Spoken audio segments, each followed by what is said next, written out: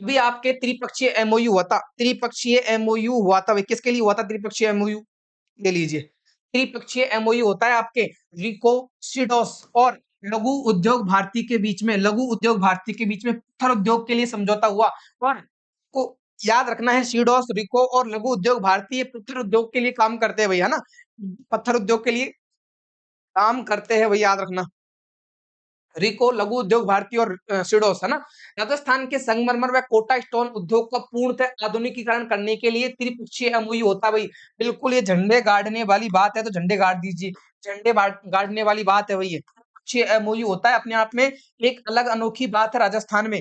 ठीक है, क्या होता है राजस्थान के संगमरमर व कोटा स्टोन के लिए, राजस्थान के क्या क्या बात है भाई, राजस्थान के संगमरमर में कोटा स्टोन, वे कोटा स्टोन, इनका आधुनिकीकरण करने के लिए, क्या करने के लिए भाई, इनका आधुनिकीकरण करने के लिए, आधुनिकीकरण करने के लिए क्या होता है, समझौता होता है, त्रिपक्षीय समझौता।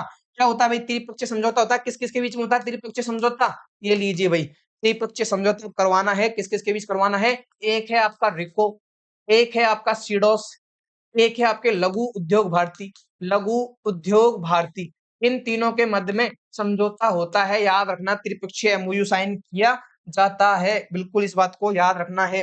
ओके, उसके बाद में है आरएसएमईटी व आईआईटी, क्या है, धनबाद एमओयू, खनिज डंप्स का वैज्ञानिक अध्ययन करने के लिए समझौता हुआ, ये भी आपको याद रखना, खनिज डंप्स के लिए के एमओयू किया गया है आरएसएमईटी आईआईटी धनबाद के साथ में। ये क्या करेगी, डंप्स अध्ययन के अंतर्गत उदयपुर क्लस्टर में कोबाल्ट व निकल की खोज की गई है। डंप्स जो आपके होते हैं ना, डंप्स जो कचरे का ढेर होते हैं वगैरह, ठीक है, उदयपुर क्लस्टर में कोबाल्ट व निकल की खोज की गई। वैसे आपको पता है उस क्षेत्र में मिलता है कोबाल्ट, ठीक है, याद रखना है। आरएसएमईटी व आईआईटी धनबाद के मध्य में खनिज डंप्स का वैज्ञानिक अध्ययन करने के लिए ये किया गया है, आपके क्या एमओयू किया गया, खनिज डंप्स का वैज्ञानिक अध्ययन करने के लिए। राजस्थान के उदयपुर क्लस्टर में कोबाल्ट व निकल की खोज करने के लिए हाल ही में किन संस्थानों के मध्य में खनिज डंप्स को लेकर समझौता किया गया?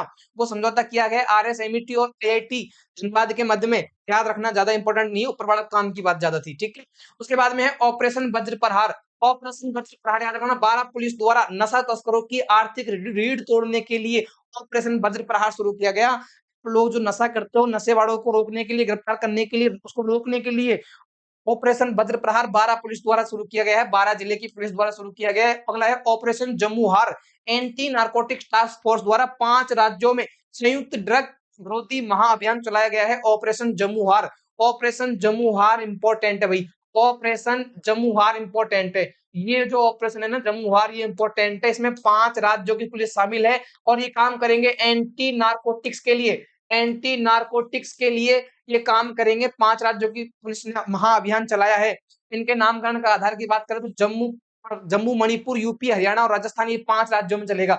जम्मू कश्मीर, मणिपुर, यूपी, हरियाणा, कौन-कौन से राज्य है भाई? भाई मैप के हिसाब से तो लोकेशन बैठेगी नहीं, क्योंकि बहुत दूर-दूर के राज्य है भाई, है ना? ये मैप मैंने बना दिया हालाँकि आपकी संतुष्टि के लिए। अब इसमें इधर तो है मणिपुर, इधर है जम्मू कश्मीर, इधर है राजस्थान और एक और बच गया आपका हरियाणा। हरियाणा हो गया, एक है आपका यूपी, 5 राज्यों में, है ना? मणिपुर, जम्मू, ठीक है, ये आपका हरियाणा, ये आपका राजस्थान, ये आपका यूपी, इन 5 राज्यों में चलेगा ऑपरेशन जमुहार। ऑपरेशन जमुहार क्या करेगा, एंटी नारकोटिक्स द्वारा चलाया गया नशे के खिलाफ, है ना। उसके बाद में मणिपुर से लाई जा रही 4.50 करोड़ रुपए मूल्य की 90 किलो शुद्ध अफीम जब्त की गई है, 90 किलो की शुद्ध अफीम जब्त की गई है।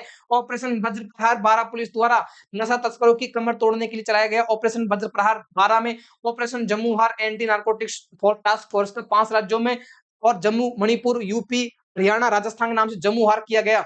जम्मू से जम्मू कश्मीर भाई, इस तरह याद करना, मणि एम से मणिपुर कर दिया, राज से राजस्थान कर दिया, है ना, ऐसे हरियाणा कर दिया, ये ऐसे याद रखना है, ओ से यूपी कर दिया।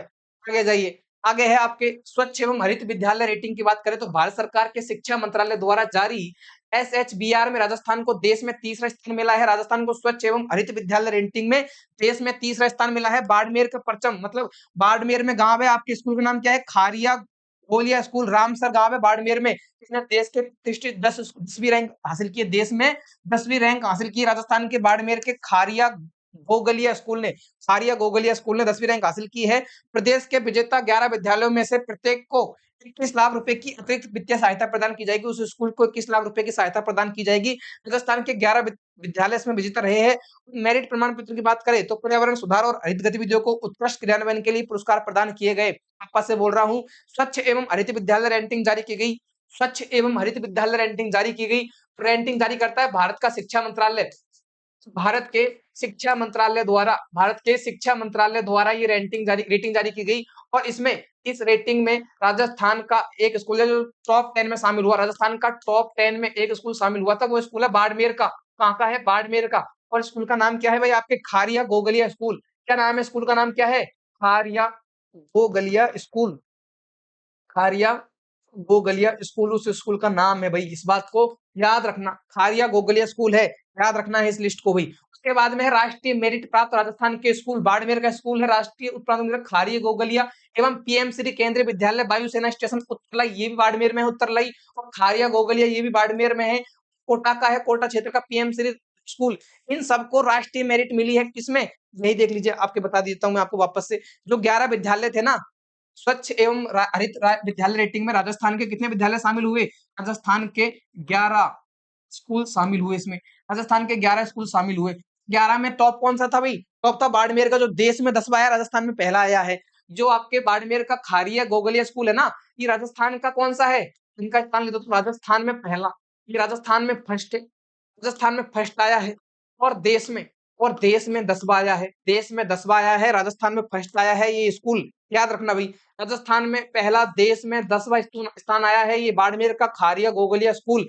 कहाँ पे? रामसर बाड़मेर में। याद रखना। उसके बाद में सेकंड स्थान पर कौन है राजस्थान में? पीएम श्री केंद्रीय विद्यालय वायुसेना स्टेशन उत्तरलाई। थर्ड स्थान पर है कोटा का पीएम श्री स्कूल परलिया की ढाणी। और चौथा है सोफिया गर्ल्स स्कूल। ये सारी लिस्ट आपसे नहीं पूछ जाएगी, का याद रखना आपको। खारिया गोगलिया पीएम श्री स्कूल जो आपके स्कूल है ना सरकारी, कहाँ पे है? बाड़मेर में। राष्ट्रीय उपलब्धि सर्वेक्षण 2025, राष्ट्रीय उपलब्धि सर्वेक्षण 2025 जारी किया गया। इसमें भाषाई एवं गणितीय ज्ञान में राजस्थान के सरकारी स्कूलों का प्रदर्शन बेहतर रहा। भाई ऐसा बताया गया कि राजस्थान के स्कूल है ना भाषाई ज्ञान में अच्छे है। भाषा मतलब हिंदी इंग्लिश संस्कृत में अच्छे है राजस्थान के स्कूल। गणित में भी राजस्थान के विद्यालयों ने अच्छा परफॉर्मेंस किया। नीति आयोग ने मुख्यमंत्री शिक्षित राजस्थान अभियान को देश की बेस्ट प्रैक्टिस माना। मुख्यमंत्री शिक्षित राजस्थान अभियान जो चलाया जा रहा है, उसको नीति आयोग ने बोला कि ये बढ़िया अभियान है, अच्छा अभियान है, अच्छी प्रैक्टिस माना इसको। किसकी सराहना की है? मुख्यमंत्री शिक्षित राजस्थान अभियान की सराहना की है। आगे चलते हैं। अभियोजन प्रकरण संवर्धन प्रणाली डिजिटल प्लेटफॉर्म में मोबाइल ऐप का शुभारंभ किया गया। और क्या क्या सवाई माधोपुर में शुरू है प्रणाली। एफआईआर के अंतिम निर्णय मामले, एफआईआर कोई काम का नहीं है भाई, है ना। ये याद रखना भाई। दो बातें थी। एक है आपके पीसीएमएस ऐप का शुभारंभ किया गया। पीसीएमएस ऐप का शुभारंभ किया गया, याद रखना है। अभियोजन प्रकरण प्रबंधन प्रणाली, अभियोजन प्रकरण प्रबंधन प्रणाली डिजिटल प्लेटफॉर्म में मोबाइल ऐप का शुभारंभ किया गया। पीसीएमएस प्रणाली का शुभारंभ किया गया। नाम है प्रकरण प्रबंधन प्रणाली, डिजिटल प्लेटफॉर्म के लिए है। और इसी तरह का एक ऐप, मोबाइल ऐप भी लॉन्च किया गया है। सवाई माधोपुर में यह शुरू किया गया। एफआईआर से अंतिम निर्णय तक के मामलों की ऑनलाइन जानकारी, आपके ऊपर एफआईआर हुई है, एफआईआर हुई है, और उस लास्ट डिसीजन क्या आया है कि आप आरोपी थे या नहीं थे, इन सबकी जानकारी मिलेगी आपको पीसीएमएस ऐप पर। पीसीएमएस ऐप पर सब तरह की जानकारी मिलेगी। तो पीसीएमएस ऐप शुरू किया गया है सवाई माधोपुर से। पीसीएमएस ऐप शुरू किया गया है सवाई माधोपुर से। सवाई माधोपुर जिले से शुरू किया गया है। ये केस की ट्रैकिंग करता है, केस ट्रैकिंग करता है भाई। केस जो आप पे एफआईआर होती है उसकी ट्रैकिंग करता है। पीसीएमएस ऐप माधोपुर से शुरू किया गया है। दो न्यूज है। एक न्यूज है आपके राष्ट्रीय उपलब्धि सर्वेक्षण जारी किया गया भाई। किसने जारी किया? नीति आयोग ने। नीति आयोग द्वारा राष्ट्रीय उपलब्धि सर्वेक्षण जारी किया गया है नीति आयोग द्वारा भाई। नीति आयोग द्वारा ये सर्वेक्षण शुरू किया गया है और मुख्यमंत्री शिक्षित राजस्थान अभियान की इन्होंने बढ़ाई की है। पीसीएमएस ऐप को याद रखना है, ये मोबाइल ऐप है और केस की ट्रैकिंग करता है। सवाई माधोपुर से इसको शुरू किया गया है। ठीक है, आगे जाइए। आगे है ओएनडीसी डिजी दुकान व ई प्रमाण पत्र। ओएनडीसी क्या है भाई? ओएनडीसी डिजी दुकान, ये क्या है? छोटे दुकानदारों को डिजिटल जोड़ने के लिए जयपुर देश का दूसरा शहर बना है। हैदराबाद देश का ऐसा पहला शहर है। हाल ही में राजस्थान का कौन सा शहर छोटे दुकानदारों को डिजिटल मोड में जोड़ने के लिए देश का दूसरा शहर बना है? याद रखना, राजस्थान का जयपुर। हाल ही में राजस्थान का कौन सा शहर देश के जो दुकानदार है ना उनको जोड़ने के लिए, डिजिटल रूप से जोड़ने के लिए देश का दूसरा शहर बना है, वो है आपके जयपुर। ओएनडीसी डिजी दुकान पर कौन जुड़ा है? आपका जयपुर शहर जुड़ा है। तो जयपुर राजस्थान का पहला है, देश का दूसरा। जयपुर देश का दूसरा है भाई, पहला कौन है? पहला शहर है हैदराबाद। पहला शहर कौन है? हैदराबाद। ई श्रम पंजीकरण की बात करें तो राजस्थान में कुल पंजीकृत श्रमिकों की संख्या 1.54 करोड़ पार कर गई है। 1.54 करोड़ कोई काम का नहीं है। इसमें महिला श्रमिक कितने हैं? 82.40 लाख महिला श्रमिक है। और इसमें सबसे बड़ा योगदान कृषि क्षेत्र का है। कृषि क्षेत्र से 85 पॉइंट लगभग 86 लाख श्रमिक आपके कृषि क्षेत्र से है। वापस से बोल रहा हूँ, ई श्रम पोर्टल पर एक डाटा जारी किया गया। ई श्रम पोर्टल पर एक डाटा जारी किया गया और उसमें कहा गया कि राजस्थान में 1.54 करोड़ कौन है? ई श्रमिक है। पंजीकृत श्रमिक कौन है राजस्थान में?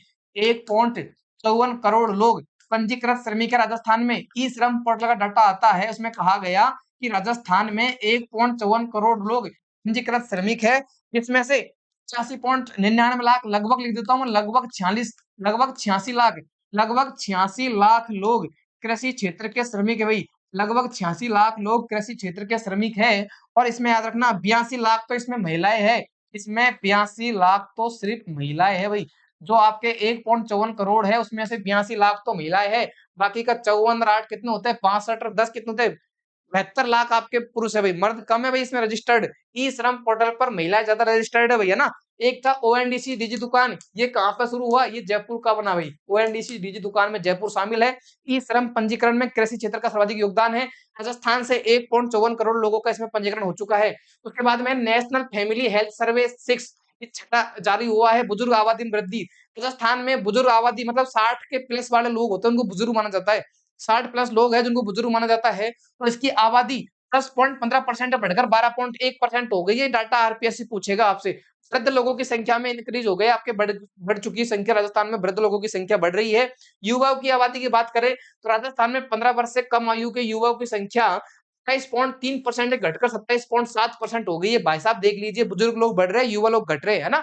यही होता है ना जब जन्म दर कम हो जाती है। तो अभी वर्तमान में देखोगे आप, राजस्थान का डाटा या पूरे देश का डाटा देखोगे, जन्म दर में निरंतर कमी देखने को मिल रही है।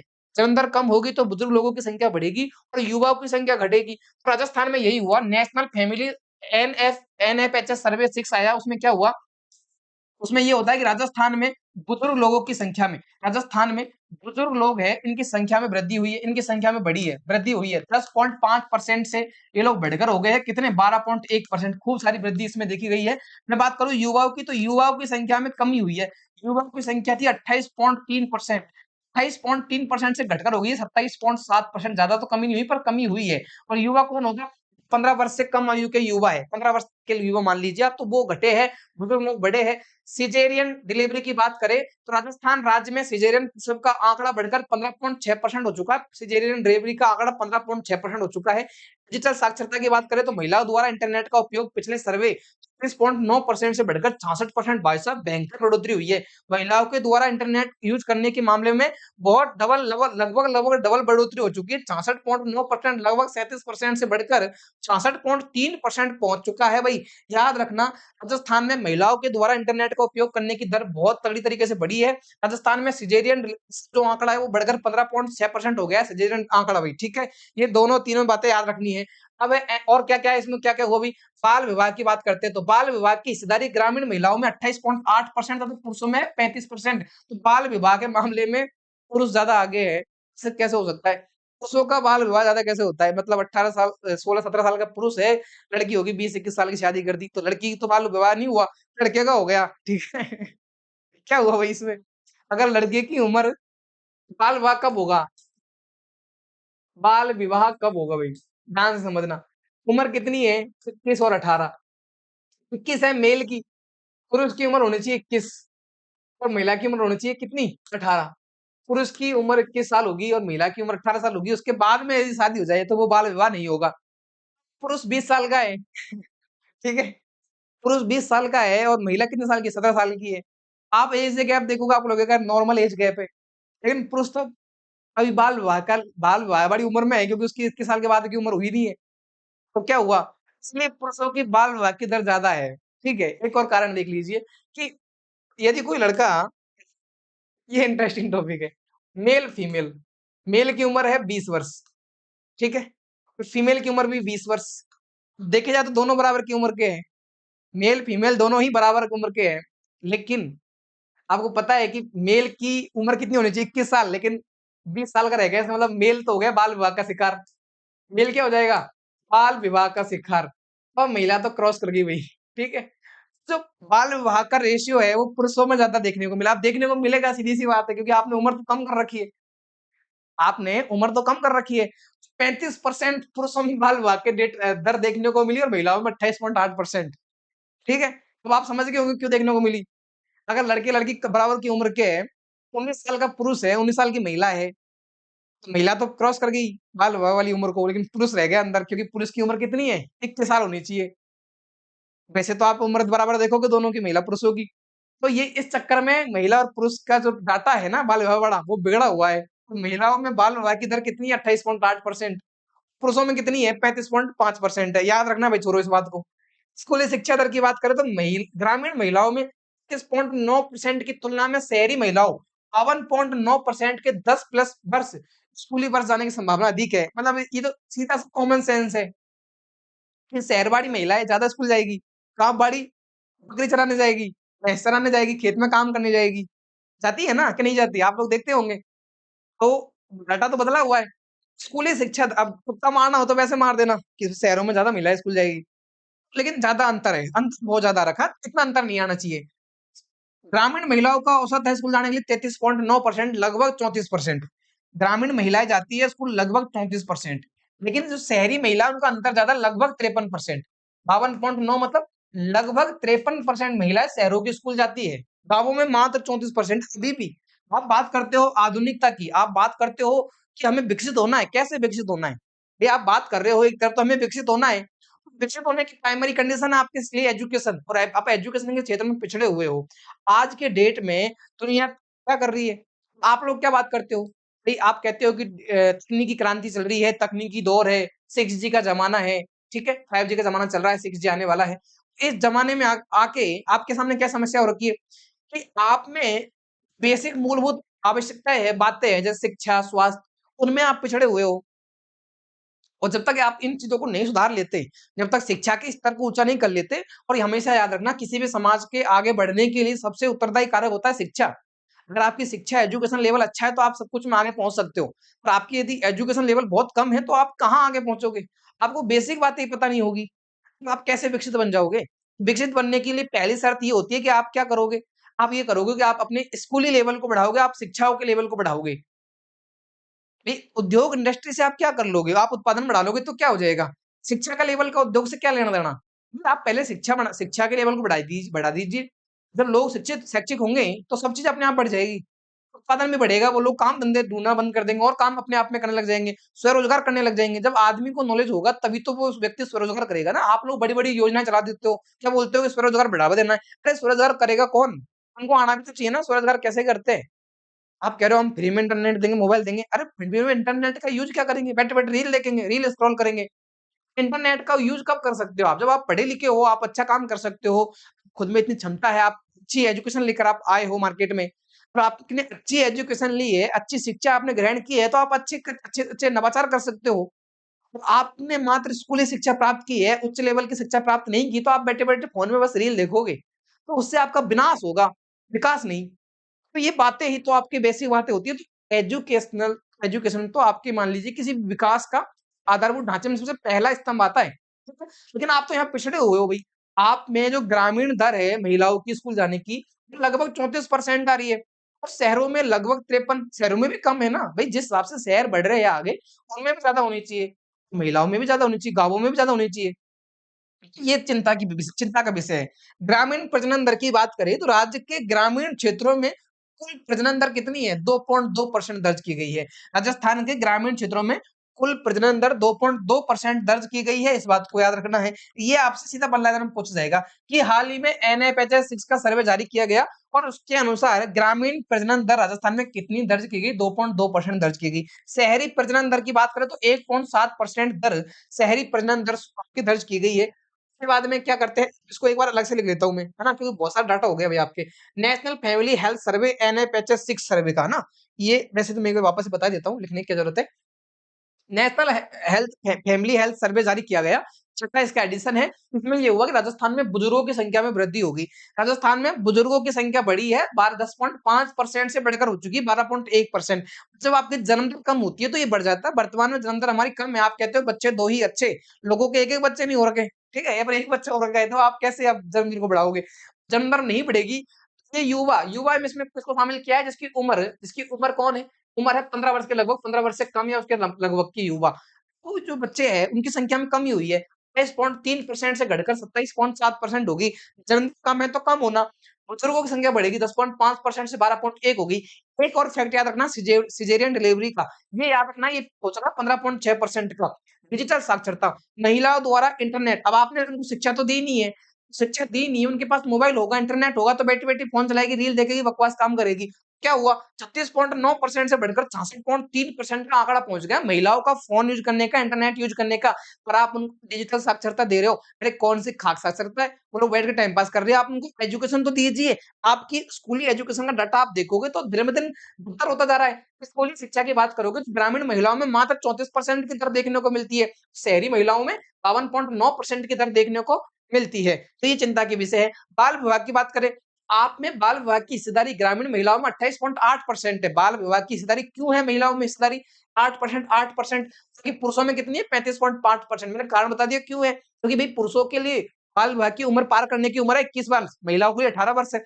कोई पुरुष 20 साल का, कोई महिला 20 साल की है, शादी कर दी, तो महिला तो बाल विवाह की उम्र को क्रॉस कर गई, पुरुष ने क्रॉस नहीं की है। इसका मतलब पुरुष को बाल विवाह के अंतर्गत गिना जाएगा, याद रखना भाई। बात करते हैं ग्रामीण प्रजनन दर की, ये है 2.2% और शहरी प्रजनन दर है 1.7%। ये दोनों बातें आपको याद रखनी है। तो आ जाइए डिजिवन, डिजिवन पोर्टल चर्चा में रहा है, याद रखना, इस पर भी इंपॉर्टेंट लगा लीजिए। डिजिवन पोर्टल वन विभाग की डीपीआई आधारित पहल है डिजिवन, जो अग्नि जोखिम पूर्वानुमान व वन स्वास्थ्य की निगरानी करेगी। डिजिवन डिजिवन एक पोर्टल है। डिजिवन को आप किसी डिजी लॉकर से नहीं जोड़ना, डॉक्यूमेंट से नहीं जोड़ना है और कोई स्वास्थ्य चीजों से नहीं जोड़ना है। डिजिवन वन लेके चलना है, वन वन मतलब जंगल, तो जंगलों में जो आग लगती है उस पर निगरानी करेगा, जंगलों के स्वास्थ्य पर निगरानी करेगा। ये पोर्टल है डिजिवन, वन प्रबंधन के लिए काम करेगा। डिजिवन पोर्टल के माध्यम से विभागीय डेटा का बेहतर प्रबंधन किया जा सकता है। उसके बाद में एक और डाटा है आपके आभा आईडी। पिछली बार सेकंड ग्रेड में पूछा था राजस्थान आभा आईडी बनाने के मामले में कौन से स्थान पर था? उस समय 2025 में राजस्थान दूसरे स्थान पर था। आयुष्मान भारत के तहत 7.19 करोड़ आभा आईडी बनाकर राजस्थान देश में दूसरे स्थान पर है। देख लीजिए वापस से दूसरे स्थान पर आया है। आभा आईडी 14 अंकों की एक विशिष्ट डिजिटल स्वास्थ्य पहचान होती है। आभा आईडी एक स्वास्थ्य पहचान है। आभा आईडी एक स्वास्थ्य पहचान होती है भाई।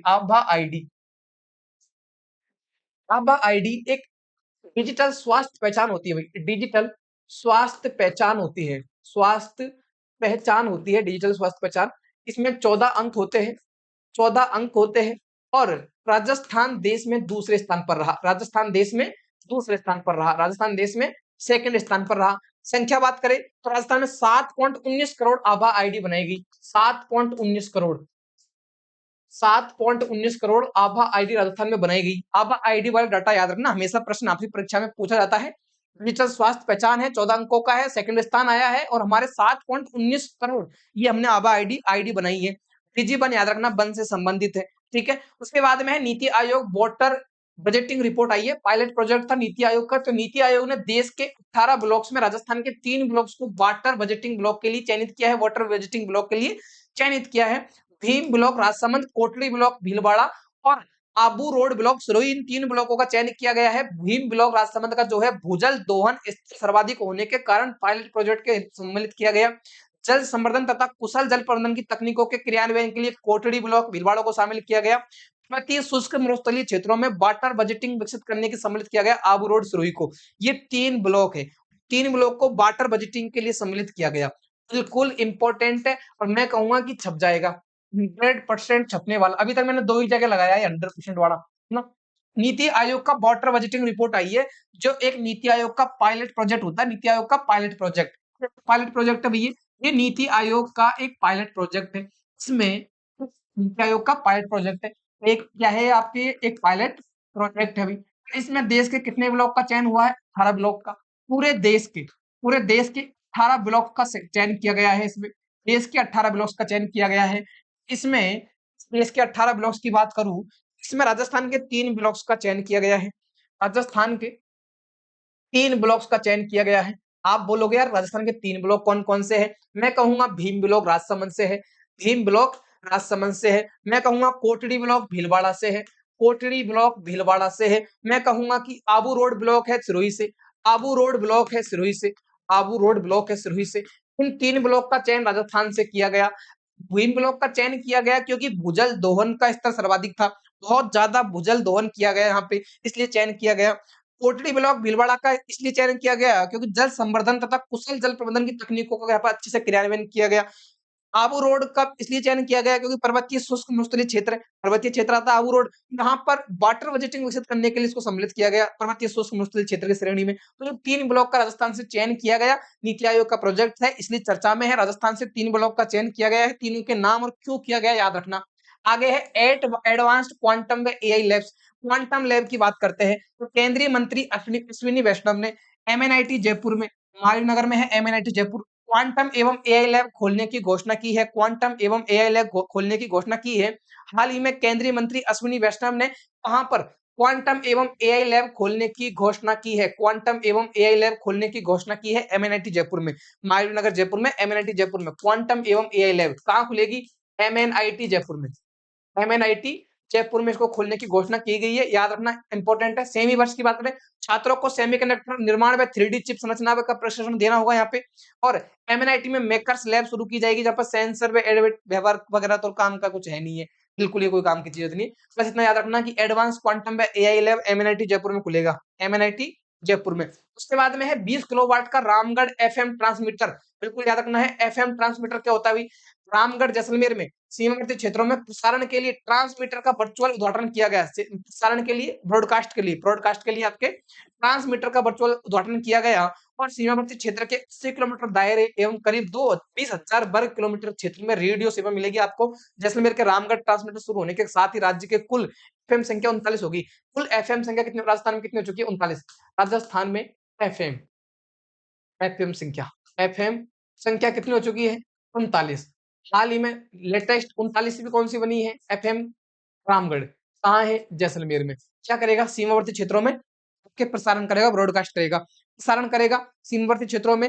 रामगढ़ में इसका उद्घाटन किया गया, याद रखना है। एक है आपके भारत टैक्सी का ट्रायल, सहकारी परिवहन व्यवस्था के तहत भारत टैक्सी सेवा जयपुर में परीक्षण किया गया। हाल ही में राजस्थान के किस शहर में सहकारी परिवहन व्यवस्था के तहत भारत टैक्सी सेवा का क्या किया गया? परीक्षण किया गया। तो परीक्षण किया गया कहां पर? जयपुर में। ये जयपुर वाला याद रखना। भारत टैक्सी सुविधा याद रखना और एफएम ट्रांसमीटर याद रखना। दो न्यूज है। भारत टैक्सी सेवा का परीक्षण किया गया जयपुर में, भारत टैक्सी सेवा का परीक्षण किया गया जयपुर में। एफएम ट्रांसमीटर बिछाया गया जैसलमेर के रामगढ़ में। 39वां आपका एफएम था भाई, ठीक है। उसके बाद में है एथलीट फोरम 2026। एथलीट फोरम 2026 नई दिल्ली में आयोजित फोरम में स्क्वैश खिलाड़ी सुरभि मिश्रा ने राजस्थान का प्रतिनिधित्व किया। एथलीट फोरम 2026 का आयोजन नई दिल्ली में किया गया। एथलीट फोरम 2026 का आयोजन नई दिल्ली में किया गया। राजस्थान की कौन शामिल हुई इसमें? सुरभि मिश्रा। राजस्थान की सुरभि मिश्रा इसमें शामिल हुई। आयरन मैन क्या है आपके? Iron man triathlon, iron man triathlon Jaipur के राजेंद्र भास्कर ने फ्रांस में 226 किलोमीटर की कठिन ट्रायथलॉन को पूरा किया भाई। बिल्कुल बहुत इंपॉर्टेंट है। Iron man triathlon, iron man triathlon Jaipur के व्यक्ति है, नाम है राजेंद्र भास्कर। जयपुर के व्यक्ति है, इनका नाम है राजेंद्र भास्कर। फ्रांस में 226 किलोमीटर की आयरन मैन ट्रायथलॉन प्रतियोगिता, आयरन मैन ट्रायथलॉन प्रतियोगिता को इन्होंने पूरा किया है जयपुर के राजेंद्र भास्कर जी ने। बिल्कुल छपेगा प्रश्न। और राजेंद्र भास्कर ने 3.8 किलोमीटर तैराकी, 180 किलोमीटर साइकिल, 42.2 किलोमीटर की मैराथन दौड़ के साथ में पूरी ट्रायथलॉन मानक जो है ना, इसमें 3 चीजें शामिल थी। क्या? तैराकी, साइकिल और आपके मैराथन दौड़, तीनों में इनको जोड़कर मिला दिया, 226 किलोमीटर इनको पार किया भाई। भारत भाग्य विधाता फिल्म जो है चर्चा में थी। मुंबई आतंकी हमले में डॉक्टरों व चिकित्सक कर्मियों की बहादुरी पर आधारित ये फिल्म थी। ये कोई काम का फैक्ट नहीं है। ट्रायथलॉन आपको याद रखना है। आयरन मैन है राजेंद्र भास्कर। एथलीट फोरम में राजस्थान का आपके इसमें प्रतिनिधित्व किया सुरभि चौधरी ने। सुरभि चौधरी ने नई दिल्ली में फोरम में स्क्वैश खिलाड़ी है। एथलीट फोरम 2026 का, इसको कोई काम का नहीं है। बस iron man triathlon important, iron man triathlon important. Rajendra Bhaskar, Rajendra Bhaskar ji बिल्कुल याद रखना। फ्रांस में जाकर 226 किलोमीटर की प्रतियोगिता को पार करके आए हैं। भारत टैक्सी का परीक्षण जयपुर में किया गया, बिल्कुल याद रखना है भाई। उसके बाद में है एमएसएमई में चतुर्थ, क्या है आपके? 35 लाख एमएसएमई इकाइयों के साथ राजस्थान देश का चौथा सबसे बड़ा एमएसएमई राज्य बना है। चौथा सबसे बड़ा एमएसएमई राज्य राजस्थान। एमएसएमई दिवस मनाया गया। कब मनाया जाता है एमएसएमई दिवस? एमएसएमई दिवस कब मनाया जाता है भाई? इसकी मुख्यमंत्री की घोषणा की गई एमएसएमई दिवस पर, ठीक है। 33 लाख एमएसएमई इकाइयों के साथ राजस्थान देश का चौथा सबसे बड़ा एमएसएमई राज्य बना। बिल्कुल याद रखना, राजस्थान में देश में चौथा सबसे बड़ा राज्य बना है। 33 लाख एमएसएमई इकाइयां राजस्थान में हुई है ना। हस्तशिल्प हाट विकास, बुनकरों के लिए पुष्कर नाथ द्वारा जैसलमेर में अलवर में पीपीपी हाट बनेंगे। पीपीपी मतलब जो हाट बनते हैं, छोटे छोटे बाजार लगते हैं, छोटे छोटे हस्तशिल्प उत्पादों को बेचने के लिए हाट लगते हैं, बाजार लगते हैं भैया ना। तो उसके क्षेत्र में याद रखना है पुष्कर नाथ द्वारा व जैसलमेर अलवर में, पुष्कर नाथ द्वारा जैसलमेर व अलवर में क्या बनेंगे? पीपीपी हाट। पीपीपी मतलब पब्लिक प्राइवेट पार्टनरशिप मोड पे, निजी सार्वजनिक भागीदारी के मोड पर इस तरह के आपके हस्तशिल्प हाट बनेंगे भैया ना। सब्सिडी अवधि संशोधन, ट्रिप्स के तहत एमएसएमई की सब्सिडी अवधि 10 वर्ष से घटाकर 7 वर्ष कर दी है। सब्सिडी अवधि 10 वर्ष से घटाकर 7 वर्ष कर दी है आपके रिप्स के तहत, है ना। और इलेक्ट्रॉनिक्स न्यूनतम निवेश रिप्स 2024 के तहत जब अपन ने करंट अफेयर की पुरानी वीडियो देखी थी एक और, उसमें रिप्स मैंने पढ़ाया था, रिप्स में संशोधन किया गया। रिप्स 2024 के तहत न्यूनतम निवेश सीमा 15 करोड़ निर्धारित की गई है। न्यूनतम निवेश सीमा 15 करोड़ निर्धारित की गई है। महिला व दिव्यांग कार्मिक भत्ता, महिला कार्मिकों का मासिक प्रशिक्षण भत्ता 4,000 रुपए से बढ़ाकर 6,000 रुपए कर दिया गया है। वापस देख लीजिए, एमएसएमई दिवस पर मुख्यमंत्री जी द्वारा कुछ घोषणाएं की गई। एमएसएमई दिवस पर मुख्यमंत्री द्वारा कुछ घोषणा की गई है। क्या-क्या घोषणा की गई ध्यान रखना। पहली बात तो एक डाटा आया है कि राजस्थान एमएसएमई के क्षेत्र में देश में चौथा राज्य बना है। 33 लाख एमएसएमई इकाइयां है। 33 लाख एमएसएमई। एमएसएमई कौन होती है? सूक्ष्म लघु एवं मध्यम उद्योग। तो सूक्ष्म लघु एवं मध्यम उद्योग के मामले में राजस्थान देश का चौथा शहर है। चौथा राज्य है भाई। चौथा राज्य बना राजस्थान। इस समय भगवान भजनलाल जी भावुक हो गए। क्या राजस्थान ने चौथा स्थान हासिल किया है? एमएसएमई यूनिट्स बहुत ज्यादा संख्या से राजस्थान में बढ़ रही है। और याद रखना कभी भी कि एमएसएमई ज्यादा लोगों को रोजगार देता है, क्योंकि एमएसएमई सूक्ष्म लघु एवं मध्यम उद्योग होता है। छोटे-छोटे व्यक्ति अपने स्वरोजगार को शुरू कर सकते हैं और निजी तौर पर व्यापार कर सकते हैं। तो एमएसएमई किसी भी देश की व्यवस्था का सबसे अहम हिस्सा होता है, ठीक है? एमएसएमई दिवस पर मुख्यमंत्री जी द्वारा कुछ घोषणाएँ की गई है। जैसे उसने कहा कि हम हस्तशिल्प हाट का निर्माण करेंगे, का विकास करेंगे। राजस्थान में कहाँ-कहाँ पर हस्तशिल्प हाट का विकास किया जाएगा? पीपीपी मोड पर। पीपीपी मतलब पब्लिक प्राइवेट पार्टनरशिप मोड पर, निजी सार्वजनिक भागीदारी के मोड पर इस तरह के छोटे-छोटे बाजार बनेंगे जहाँ पर हस्तशिल्प उत्पादों को क्रय विक्रय किया जाएगा। तो वो है पुष्कर नाथ द्वारा जैसलमेर अलवर। क्या-क्या जगह है भाई? कहाँ बनेंगे? हाट बनेंगे पुष्कर। पुष्कर में आपके उसके बाद में है नाथ द्वारा हो गया। फिर है आपके जैसलमेर हो गया, जैसलमेर में भी लगेगा। उसके बाद में है आपके अलवर, उसके बाद में है अलवर। यहाँ पर लगेंगे हस्तशिल्प हाट। उसके बाद में सब्सिडी अवधि में संशोधन किया गया। रिप्स 2024 के तहत जो सब्सिडी अवधि थी ना एमएसएमई के लिए, उसको 10 वर्ष से घटाकर 7 वर्ष कर दिया गया। और 2024 के तहत न्यूनतम निवेश राशि को 15 करोड़ रुपए तक बढ़ा दिया गया। महिला एवं दिव्यांग जो कार्मिक भत्ता होता है उसको 4,000 रुपए से बढ़ाकर कितने कर दिया गया? 6,000 रुपए कर दिया गया। उसके बाद में है एफएसएएस उर्वरक वितरण। ये बिल्कुल फर्टिलाइजर सेल्स एप्लीकेशन सिस्टम का पायलट प्रोजेक्ट राजस्थान के राजसमंद व सिरोही से शुरू किया गया। बिल्कुल इसको याद रखना है। एफएसएएस उर्वरक वितरण के लिए फर्टिलाइजर सेल्स एप्लीकेशन सिस्टम का पायलट प्रोजेक्ट शुरू किया गया है। राजस्थान के राजसमंद व सिरोही से ऐतिहासिक थर्मल विद्युत ग्रहों के रिकॉर्ड उत्पादन हेतु ऊर्जा मंत्री को ग्लोबल अवार्ड मिला। दूसरी बात होगी 2 जून को सूरतगढ़ थर्मल पावर स्टेशन की सभी 8 इकाइयां 2790 मेगावाट का सर्वश्रेष्ठ उत्पादन किया गया। ये भी याद रखना है। कोयला आधारित रिकॉर्ड निगम की कुल 23 कोयला आधारित इकाइयों से 71 से 71 मेगावाट का ऐतिहासिक उत्पादन दर्ज किया गया। ये कोई काम का नहीं है। सूरतगढ़ वाला कोई काम का नहीं है। अब इसमें क्या काम का बचा आपके? एफएसएएस उर्वरक वितरण बिल्कुल याद रखना है। फर्टिलाइजर सेल्स एप्लीकेशन सिस्टम का पायलट प्रोजेक्ट शुरू किया गया। उर्वरकों की बिक्री के लिए पायलट प्रोजेक्ट के लिए एक एप्लीकेशन बनाया गया और उस एप्लीकेशन के लिए पायलट प्रोजेक्ट शुरू किया गया सिरोही और राजसमंद में। कहाँ शुरू किया गया भाई? ये आपके सिरोही और राजसमंद में एक पायलट प्रोजेक्ट शुरू किया गया है उर्वरकों के लिए एप्लीकेशन ऑनलाइन मोड में। और ऐतिहासिक थर्मल विद्युत ग्रहों के रिकॉर्ड उत्पादन के लिए के विद्युत ग्रह रिकॉर्ड उत्पादन करते हैं किसका? इलेक्ट्रिसिटी का। तो उसके लिए आपके राजस्थान के ऊर्जा मंत्री को ग्लोबल अवार्ड से सम्मानित किया गया। भाई ज्यादा काम का नहीं है। विशेष एनआईए कोर्ट व नागरिक सुरक्षा कोर। विशेष एनआईए कोर्ट क्या होते हैं? राष्ट्रीय सुरक्षा व आतंकवादी कृत्यों के त्वरित मुकदमों के निपटारे हेतु विशेष कोर्ट को मंजूरी दी गई। ये याद रखना है। विशेष एनआई कोर्ट क्या होता है? विशेष एनआईए कोर्ट क्या होता है? ये एनआईए कोर्ट क्या होता है? नेशनल इन्वेस्टिगेशन एजेंसी के तहत काम करते हैं। इनको मंजूरी प्रदान की गई है। आपके कोई काम का नहीं है। दुर्लभ पृथ्वी खनिज रेयर अर्थ मेटल्स होते हैं। बालोतरा के नवातला और देवीगढ़ में दुर्लभ मृदा खनिजों के अन्वेषण को हरी झंडी मिली है। बिल्कुल याद रखना कि हाल ही में राजस्थान के किस जगह पर दुर्लभ पृथ्वी खनिज रेयर अर्थ मेटल्स के उत्पादन को हरी झंडी मिली है? तो नवातला बालोतरा और देवीगढ़ में। बालोतरा में 2 जगह है भाई। बालोतरा में 2 जगह है, याद रखना दोनों जगह को नाम। नवातला बालोतरा और देवीगढ़ बालोतरा। नवातला और देवीगढ़ बलोत्रा में राजस्थान में रेयर अर्थ मेटल्स दुर्लभ पृथ्वी खनिजों के उत्पादन को हरी झंडी मिली है। उनके अन्वेषण को, उत्पादन नहीं, अन्वेषण को, उनकी खोज को हरी झंडी मिली है। देवीगढ़ नवातला बलोत्रा में आते हैं दुर्लभ पृथ्वी खनिज भाई। उसके बाद बात करते हैं नागरिक सुरक्षा की। नागरिक सुरक्षा की बात करते हैं तो राज्य के 8 नवनिर्मित जिले कौन-कौन से? वैसे तो राजस्थान में कितने जिले बने हैं? 8, क्योंकि 41 हो चुके हैं। 8 नवनिर्मित जिलों में सिविल डिफेंस का गठन किया जाएगा नागरिक सुरक्षा के लिए। नमक ई ऑक्शन नियम, इसके तहत में लॉटरी व्यवस्था शुरू कर दी गई, ये कोई काम का नहीं है। इसे याद रखना है। दुर्लभ अर्थ खनिज के लिए बलोत्रा के नवातला देवीगढ़ को याद रखना है। इसमें से बस एक ही पॉइंट आपके ज्यादा काम का भी, ठीक है।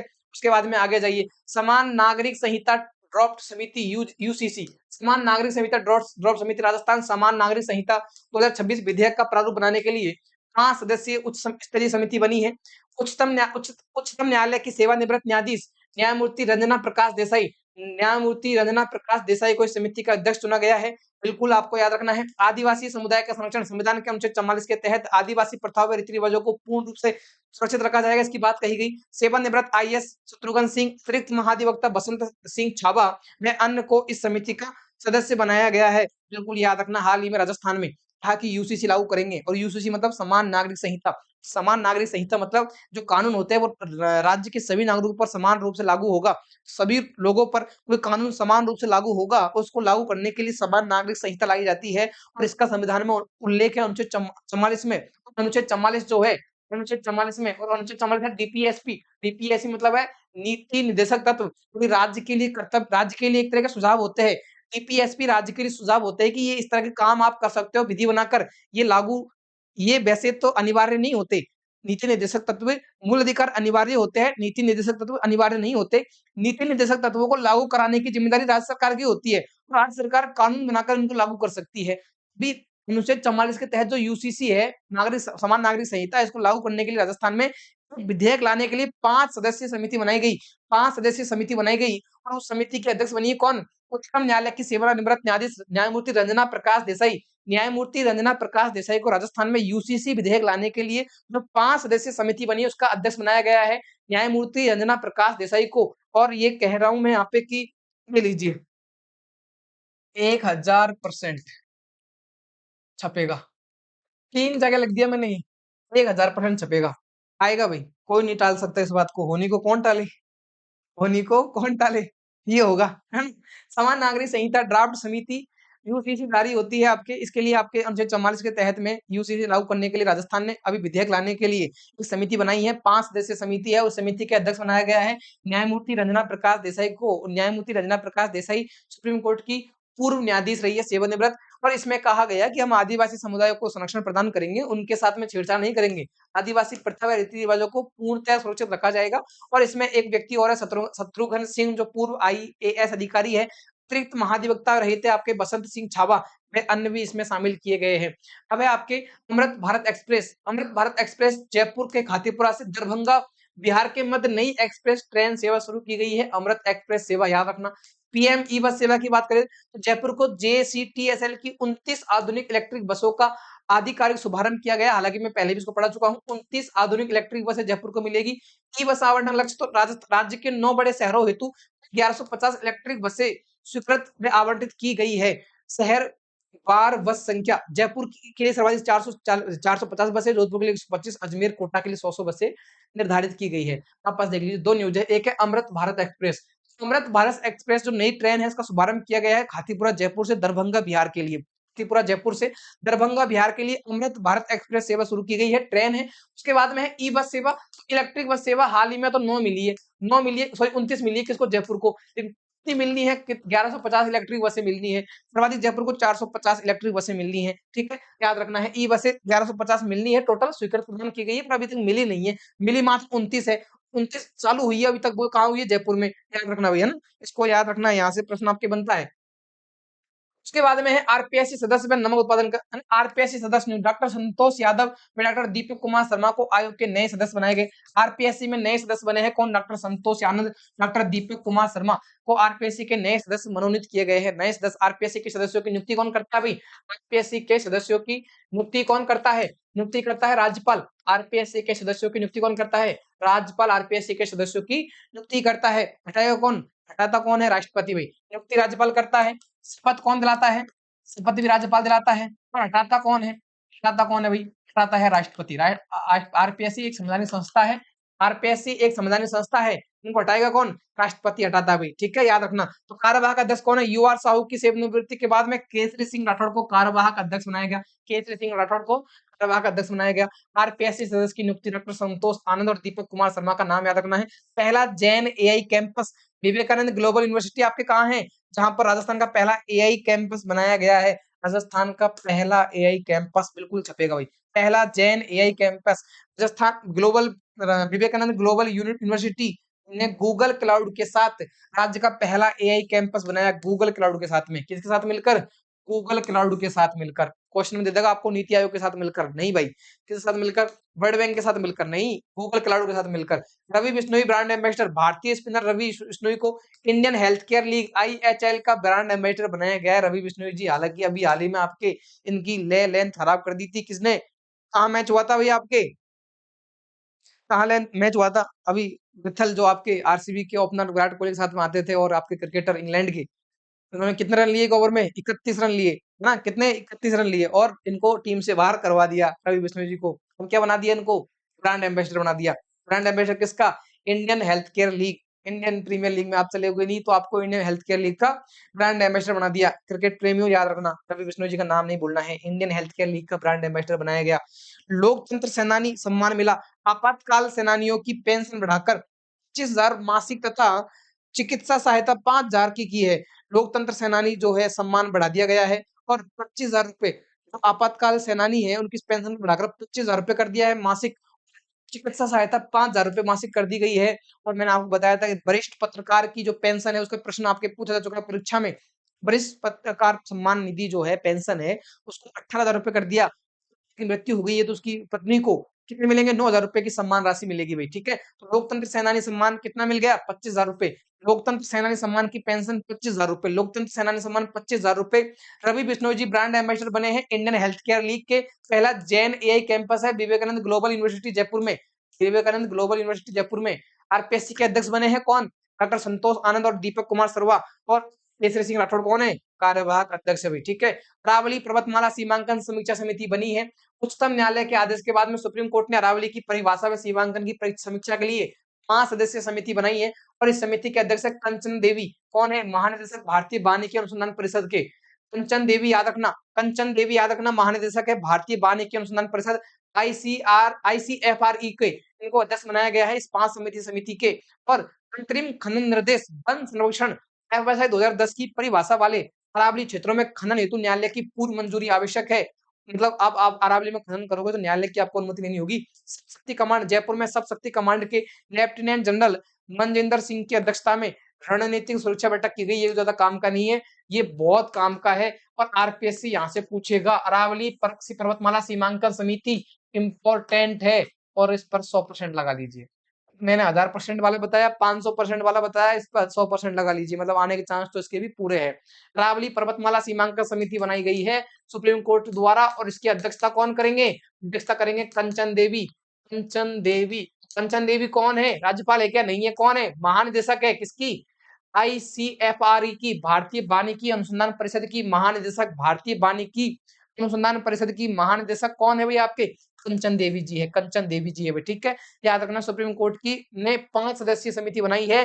कहा कि 2010 से पहले जो अरावली की परिभाषा होती थी ना उसमें यदि खनन करना होगा तो आपको सुप्रीम कोर्ट की पूर्व अनुमति आवश्यक है। कुसुम कंपोनेंट सी याद रखना भाई, इसमें हमेशा चर्चा में रहती है। कुसुम कंपोनेंट सी सौर ऊर्जा संयंत्र लगाने वाले 553 उत्पादकों को भारत सरकार ने 531 करोड़ रुपए की मंजूर दिए।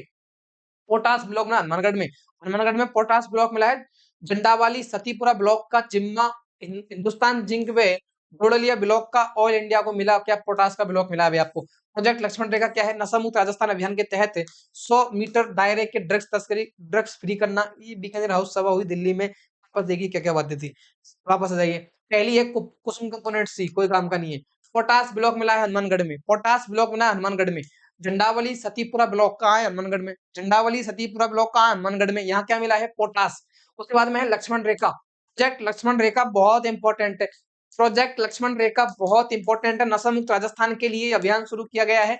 500 मीटर दायरे की ड्रग्स तस्करी रखना, मतलब ये स्कूल है तो इसके 500 मीटर का दायरा, कितने मीटर का? 500 मीटर के दायरे में क्या होगा? ड्रग्स तस्करी से बचाने के लिए, मतलब ड्रग्स फ्री मतलब वहां पर कोई भी के दारू का ठेका नहीं होगा, ड्रग्स की चीजें नहीं होगी। तो 500 मीटर के दायरे को ड्रग्स फ्री बनाने के लिए शुरू किया है।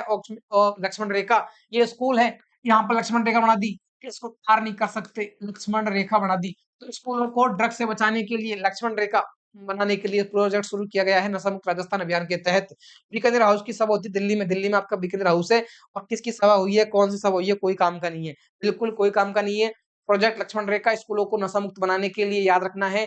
और पोटास ब्लॉक हनुमानगढ़ के झंडावाली सीतापुरा ब्लॉक में मिला है, सतीपुरा ब्लॉक में। प्रथम पंचगव्य चिकित्सा, याद रखना, पंचगव्य पाठ्यक्रम आयुर्वेद विश्वविद्यालय जोधपुर के सहयोग से गो संवर्धन आश्रम जोधपुर में देश का पहला चिकित्सा कोर्स शुरू किया गया। बिल्कुल याद रखना, पंचगव्य पाठ्यक्रम कहाँ शुरू किया गया है? जोधपुर में। पंचगव्य पाठ्यक्रम कहाँ शुरू किया गया है? ये शुरू किया गया भाई साहब जोधपुर में।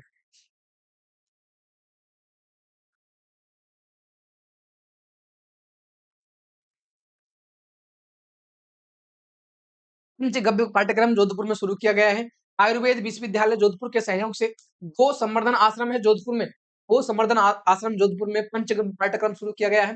पहला सेमीकंडक्टर क्लस्टर भिवाड़ी के सलारपुर को में देश की पहली सेमीकंडक्टर पैकेजिंग फैसिलिटी शुरू की गई है। सेमीकंडक्टर पैकेजिंग फैसिलिटी शुरू की गई है भिवाड़ी में, है ना। पहला सेमीकंडक्टर क्लस्टर है भिवाड़ी के सलारपुर, भिवाड़ी का सलारपुर देश का पहला एसएमई सेमीकंडक्टर मिशन शुरू किया गया है, यहाँ पे याद रखना। ब्रेकी सुविधा, ब्रेकी थेरेपी सुविधा बीकानेर के आचार्य तुलसी कैंसर अनुसंधान केंद्र में 4 करोड़ रुपए की कैंसर ब्रेकी थेरेपी मशीन का उद्घाटन किया गया। Digital law tracker, internet shutdown के मामले में जम्मू कश्मीर के बाद राजस्थान 113 बार शटडाउन, देश में दूसरे स्थान पर रहा। डिजिटल लॉ ट्रैकर, ये बहुत गलत बात है भैया ना, ये तो आपके दिल तोड़ने वाली बात है। हुआ एग्जाम लगती है आपकी नेट बंद कर देता है, बिल्कुल ऐसा नहीं करना चाहिए, है ना। परीक्षाओं के समय एग्जाम, या आपने क्या बोल दिया, परीक्षाओं के समय नेट बंद कर दिया जाता है राजस्थान में। छोटी मोटी बात होगी तो नेट बंद कर देंगे, और कोई अतिक्रमण हटाना है तो नेट बंद कर देंगे। अब अतिक्रमण हटाना है, नेट बंद करना है, क्या ताल्लुक है? सरकार बोलती है कि भाई अगर हम नेट चालू रखेंगे तो लोग क्या करेंगे? लोग रील्स बना के डालेंगे, विद्रोह हो जाएगा, लोग एक दूसरे के खिलाफ आंदोलन करेंगे, भड़केंगे लोग। भड़के ऐसे काम ही क्यों करते हो आप लोग? लोग भड़काने का काम तो आप खुद करते हो।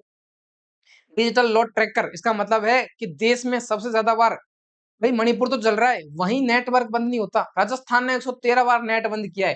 राजस्थान ने इंटरनेट शटडाउन के मामले में जम्मू कश्मीर के बाद राजस्थान देश में दूसरे स्थान पर रहा। मतलब जम्मू कश्मीर में सर्वाधिक बार नेटवर्क इंटरनेट रोका जाता है, जम्मू कश्मीर देश में पहले स्थान पर है। अरे आपका राजस्थान तो जम्मू कश्मीर से बहुत अच्छा है, पर यहाँ पर 113 बार नेटवर्क को रोका गया, इंटरनेट बंद किया गया, इंटरनेट सुविधा को रोक दिया गया। 113 बार बहुत बड़ी राशि है, और ये नहीं होना चाहिए भाई, है ना। तो राजस्थान सरकार एक नंबर का घटिया काम करती है इंटरनेट के मामले में।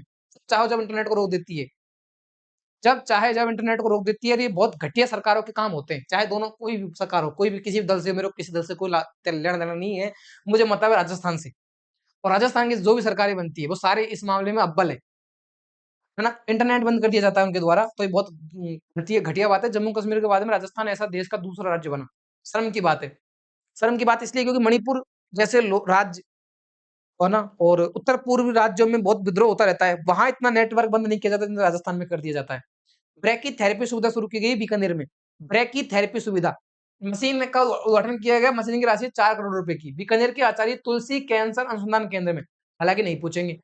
डिजिटल लॉ ट्रैकर पूछा जा सकता है इंटरनेट ठप होने के मामले में, हालांकि सरकार इस प्रश्न को देने नहीं देगी एग्जाम में, गलती से दे दिया तो आपको याद रखना दूसरे स्थान पर अव्वल रहे, बुरा काम है। पहला सेमीकंडक्टर क्लस्टर भिवाड़ी के सलारपुर में, पहला सेमीकंडक्टर क्लस्टर भिवाड़ी के सलारपुर में, पहला सेमीकंडक्टर क्लस्टर भिवाड़ी के सलारपुर में। ठीक है, पहली एसएमई सेमीकंडक्टर पैकेजिंग सुविधा शुरू की गई है। पंचगव्य पाठ्यक्रम जोधपुर में, पंचगव्य पाठ्यक्रम गो संवर्धन आश्रम जोधपुर में, पंचगव्य पाठ्यक्रम गो संवर्धन आश्रम जोधपुर में भाई। ठीक है, उसके बाद में एक और था आपके कंपोनेंट सी में, इसमें कुछ भी याद नहीं रखना, पोटास ब्लॉक याद रखना, झंडावाली सतीपुरा ब्लॉक में, और याद रखना प्रोजेक्ट लक्ष्मण रेखा। प्रोजेक्ट लक्ष्मण रेखा कहाँ है ये 500 मीटर के दायरे में ड्रग्स से बचाने के लिए स्कूलों को, लक्ष्मण रेखा। ठीक है, 500 मीटर के आप बचाई ढंग से बचा दीजिए। और उच्चतम न्यायालय द्वारा अरावली पर्वतमाला सीमांकन समिति, अरावली पर्वतमाला सीमांकन समिति, बिल्कुल याद रखना है। अरावली पर्वतमाला सीमांकन समिति याद रखना। कौन है अध्यक्ष? के कंचन देवी है, ठीक है। तो ये आपके करंट अफेयर कंप्लीट होगा किस महीने का? ये आपके करंट अफेयर कंप्लीट हो चुका है, आपके जून महीने का कंप्लीट हो गया भैया ना। तो अगली वीडियो में मिलते हैं। और करंट अफेयर कंप्लीट हो गया। पीडीएफ टेलीग्राम पे मैंने बुकलेट डाल दी है भैया ना, एक और इन्फॉर्मेशन आपके लिए। टेलीग्राम पर बिल्कुल कंप्लीट जून महीने की बुकलेट A4 साइज के प्रिंट के लिए आपके लिए डाल दी है, प्रिंट निकलवा लीजिए। और क्लास अच्छी लगी तो अपने दोस्तों से जरूर शेयर करना भी, ठीक है। धन्यवाद।